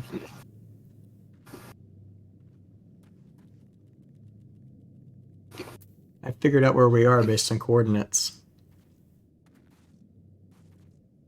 Not that it helps us, well, if you really must get out, this guy found a way out. But we need to assemble a rescue party. But nah, it'll be fine. Shouldn't take too long. After all, we are on Crystal, and it is kind of the afternoon. People should be around. Just need a healer and a deeps. Well, I don't think the finding the deeps is going to be the issue. No, the healer. I mean, the healers aren't too uncommon. Anybody running the leveling roulette could get thrown in here, so... It's all good. How have you been enjoying the story so far, John? It does compel me so. It is very good. This is like where the story starts to pick up. It's like, okay, there's the primals, and you're gonna go deal with them, and everything up until that is like, you know, intro. Exposition, yeah. Yeah. And primals are basically elemental spirits, right? Yeah, their deity is given form by prayer and ether, and then to sustain themselves, they sort of drain the magic out of the land around them, as well as, well, we'll get to see. They're bad news. So why don't we go have them fight the fucking Empire? Because primals just existing is harmful to the land. Fine, let's make it harmful to their land. Scorched earth, motherfucker. You will see why we do not simply just summon primals in a moment. But suffice it to say that summoning primals comes with some downsides beyond just, you know, the environmental harm. Which, we're gonna get to see. We're gonna have front row seats for why summoning primals is a bad idea, TM.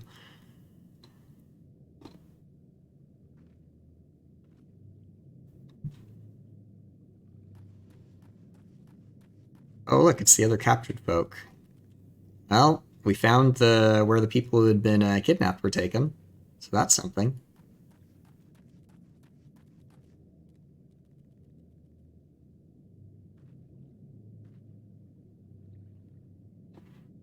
Oh, matchmaking, make us a match. When will the healers return from the war? And a DPS, actually. We're still short healer and a deeps. I still think it was kind of funny that when you and I did a dungeon yesterday, I was tank. You were healer, and it's like we instantly found a group. Well, yeah, I mean, if there's all kinds of DPS usually.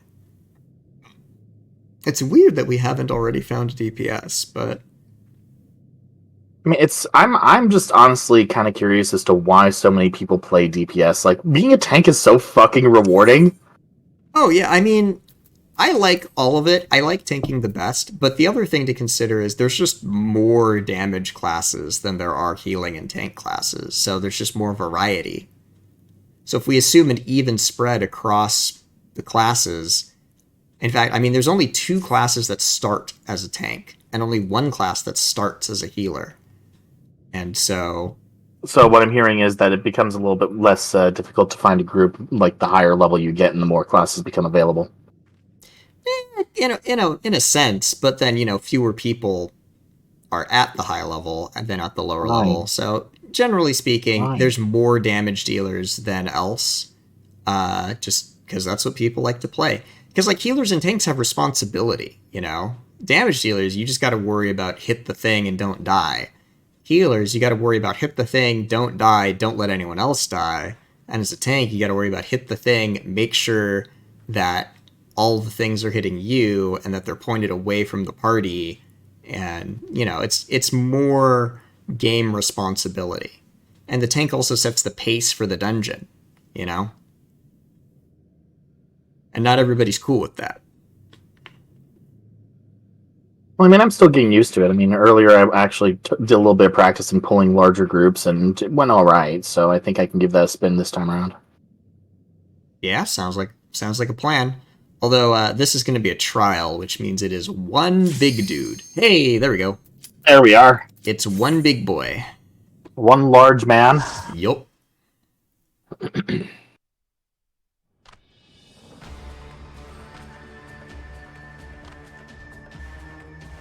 Lord of the Inferno, hearken to our plea. Lord of the Inferno, deliver us from our misery. O mighty Ifrit, Lord of the Inferno, your humble servants beseech you, grace us with your divine presence. Okay, that's not good. Nope. So, that is an orb I do not wish to ponder. Him explode. So you wondered why you don't summon a primal. O mighty Ifrit, we bring before you ignorant savages who know not your godhead, and if it please you, Lord, scorch their heathen souls with your cleansing flame and mark them as your own. Bloody hells! Bring those 2 as well. Oh look, it's Ungust and the Traitor. Rewarded as they deserve. What's going on? This ain't what we agreed. None but servants of Lord Ifrit may behold the rite of summoning. The souls of unbelievers are forfeit. No! Spare me, I beg you! Pitiful children of man, by my breath I claim you. Arise once more as my loyal minions. Feed my flames with your faith, and all who stand against us shall burn. So primals can do this thing called tempering, where they essentially alter your mind so that you worship them. This is why you don't summon primals, because they will mind control you when you as part of the summoning. O mighty Ifrit, my one true god.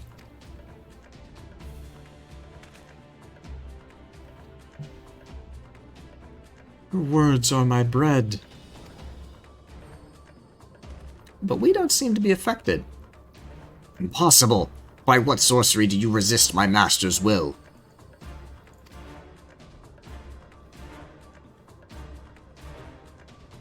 Could it be? Your soul already belongs to another. Yes, that is the only explanation.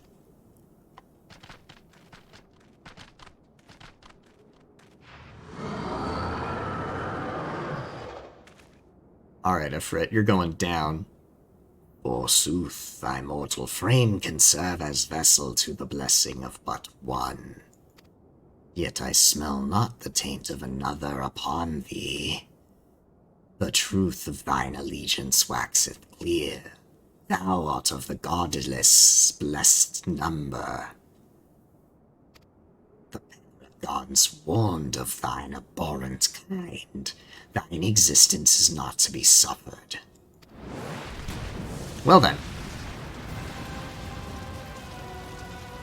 Paragons, eh? It means the Asians are involved.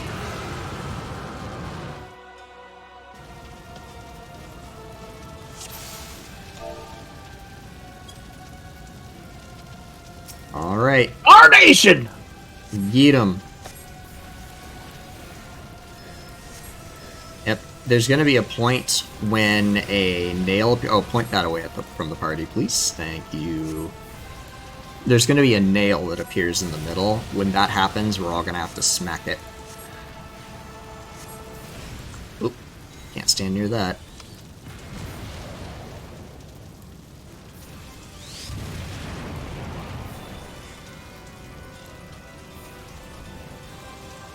Go, Carbuncle!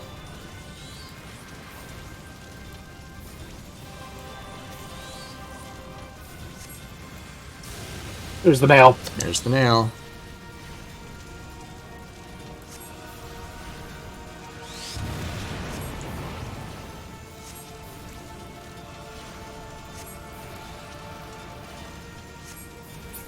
Nice.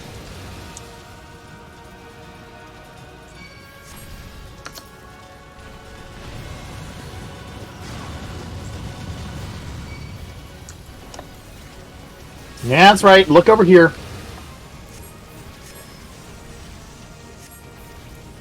Die, Ifrit, die. Oh, that was so fast. So smooth. I think I did pretty alright. Yeah. Yep. You gotta turn him around at first, but then after you did that, it was great. Yep. And we just burnt him down.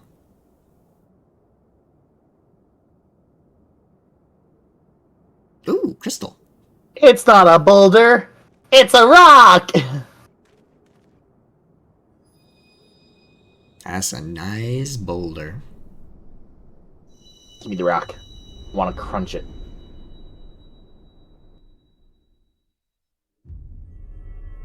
Ooh. Wait. I think this is... We've gotten one of these before, I think. Yep. So this is our Hey, second. hey. What? No. Go. No, calm down. Oh, you've got doggo aggro?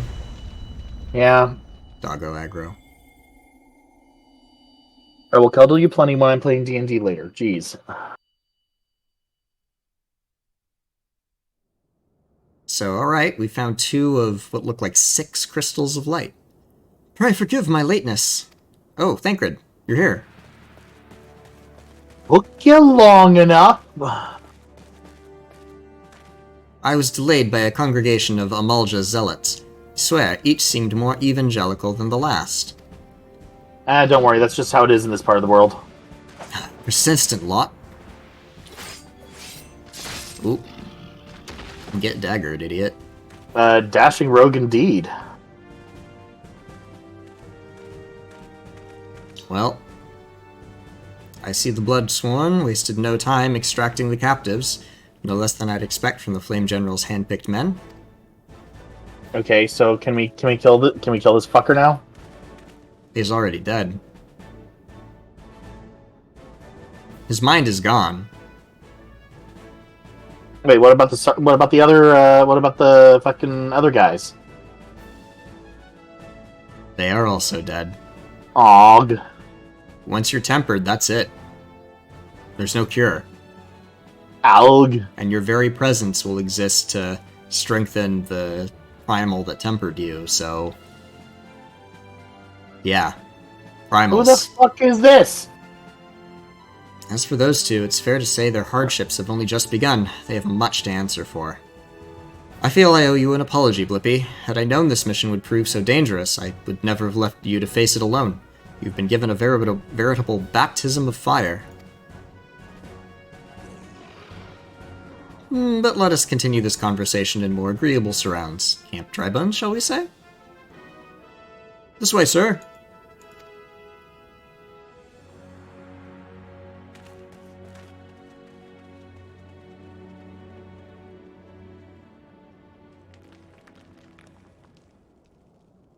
So that was the mighty Ifrit.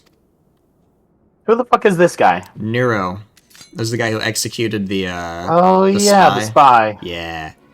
What a disappointment he was. The readings are nowhere near what I had anticipated, even Also, I taking want those Uldan fucking interference gauntlets. into account. I want those fucking gauntlets. What, the ones with guns on them? Yeah? They are pretty cool. Give me my fucking Ember Cecilia, goddamn. You should know better than to rely upon 5-year-old data left by the 7th Legion. Nor can we expect any form of support from the motherland, given the troubles at court. We have only ourselves to rely upon. Ever the pessimist, my dear Livia. Promise me you'll never change. So who the fuck is she? She is a high-ranking member of the 14th Legion. She was there kneeling before, wow, I'm blanking on the name. The Black Wolf. The Emperor? No, not the Emperor, but the leader of the 14th. Gaius von Baelsar. She's one of his lieutenants, as is Nero. Okay. We've wasted enough time here. That meter of yours is too old to give any reading worth a damn. Not that there was aught worth a damn for it to read, but I take your point. I suppose we must content ourselves with the knowledge that we've achieved our primary objective. Yet I find that I am troubled by that adventurer's unexpected show of strength. Could such a foe prove a hindrance to her plans? Perhaps, but that is a consideration for another time. You have been given a task. That is your priority. I suggest you treat it as such. Fail to do as my lord commands, and I will spare him the trouble of punishing you. Yeah, the Garleans are sci-fi because Garleans do not have the ability to wield ether. And so to compensate, they have delved heavily into Magitech, being able to, well, instead of having them mess with the magic, they have technology to do it for them, which has led to some incredible advancements. Shame they used it to do a fascism. With allies like that, where a woman in love, I shall need to be on my best behavior.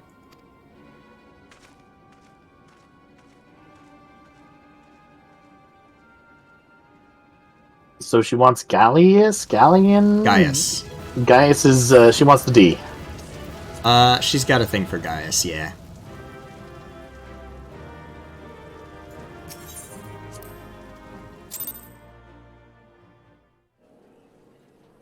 Alright.